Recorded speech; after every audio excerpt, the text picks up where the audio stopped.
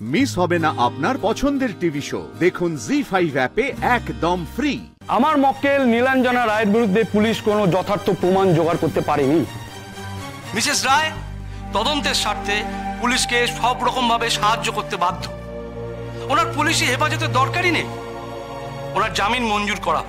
Objection milord, Mrs রায়ের জামিন এই জঘন্য অপরাধের তদন্তকে প্রভাবিত করবে। এই অবস্থায় ওনার জামিন মঞ্জুর করা যায় না মাই লর্ড। নীলুর জন্য তদন্ত আটকাবে কেন বলছে বৃষ্টি? আমার মেয়েটা তো কিছু জানে না, আর যা জানে সেটা তো বলে দিয়েছে, তাহলে বলছে কেন নীলুর জন্য তদন্ত আটকাবে? কেন বলছে? ওরা অকারণে আমার মেয়েটাকে ভোগাতে চাইছে। দেখো মা, মেজদি ভাই কি জানে না সেটা আমরাও জানি না, তাই তুমি জোর করে বিশ্বাস করলেই তো হয়ে যাবে না।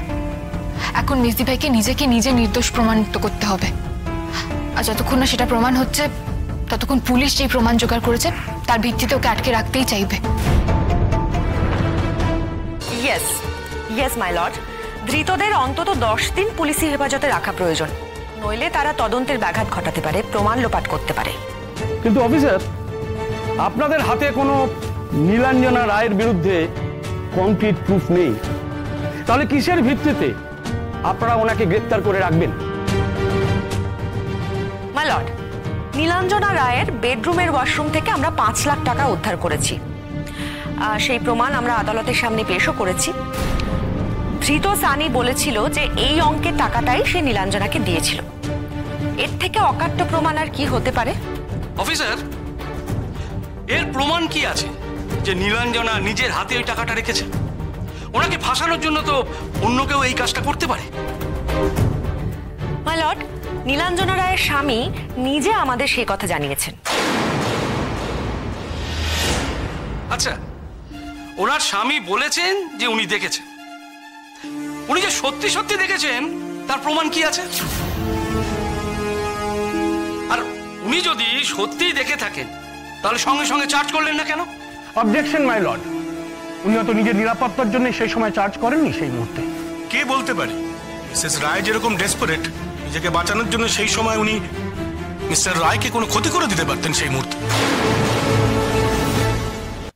আপনি কি মনে করেন মিস টিয়া, মানে আপনার বৌদি কি সানিদের সঙ্গে যুক্ত, মানে সানিদের দলের সাথে? সানি আমার বৌদির বন্ধু।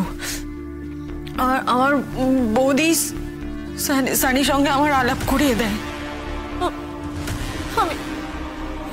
আমি বুঝতে পারিনি, আমি একদম বুঝতে পারিনি সানিরা আমার সঙ্গে সম্পর্ক তৈরি করার পিছনে বিশেষ কোনো উদ্দেশ্য আছে।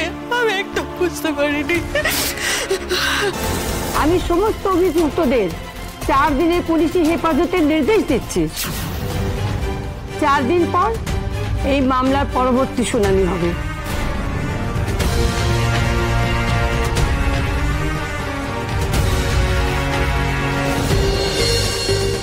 জি5 ডাউনলোড করুন আর সব এপিসোড দেখুন একদম ফ্রি।